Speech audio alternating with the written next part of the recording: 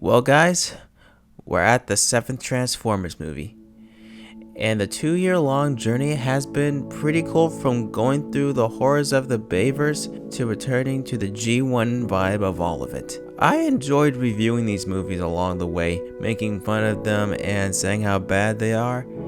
I think that's all I did, but that's over because we're at the good one. Transformers Rise of the Beasts. This song is copyright free. You can use it for anything. Okay, so Transformers 7 is the one that not everyone liked, but it was liked enough to get a G.I. Joe crossover in 2 years.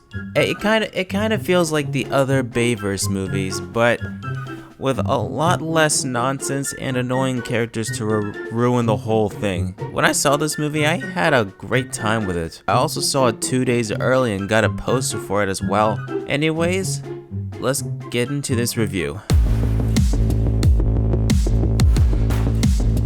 Okay, like I've said, I heard some good things about this movie, and some not so good things about it as well. Like my other reviews, I want to go through the positives and negatives of this movie. I like the human characters because they're less annoying and are very useful in this movie and have something to do. The villains are okay, nothing spectacular, but still cool, I think. Maybe. I don't know. The designs are really good as well. The classic G1 designs go really hard in live action. Well, at least some of them, or most of them do. Mirage is good as well. He's a really good, quirky, comic relief character that is likable. Bumblebee is good. Yeah, there's no character development with the robots, but we'll get to that later.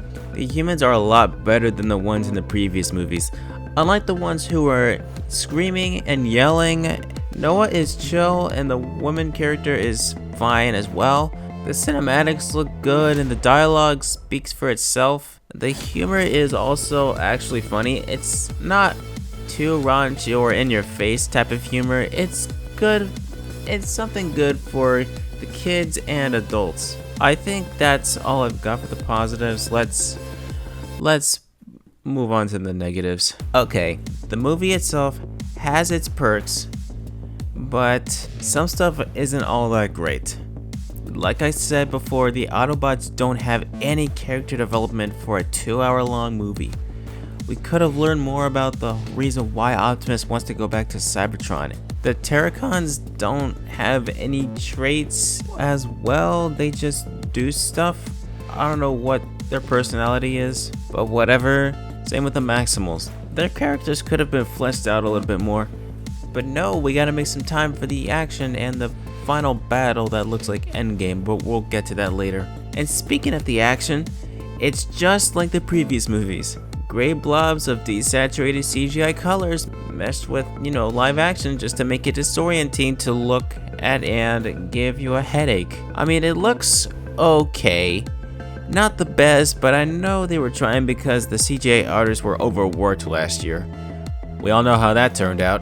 And Wheeljack was completely ruined in this movie. The story of this movie is the same as the previous movies. They try to find a MacGuffin, but this time it's to get them back home. So here's what happens. They go to Peru to get the warp key, but it gets destroyed. They are doing the same thing repeatedly, and it's just repetitive. Yeah, I'm done venting about this whole thing. Let's move on to the conclusion.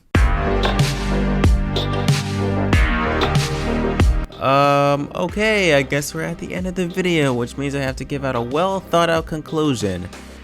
But I'm not gonna do that because I'm completely lazy, so let's get to it.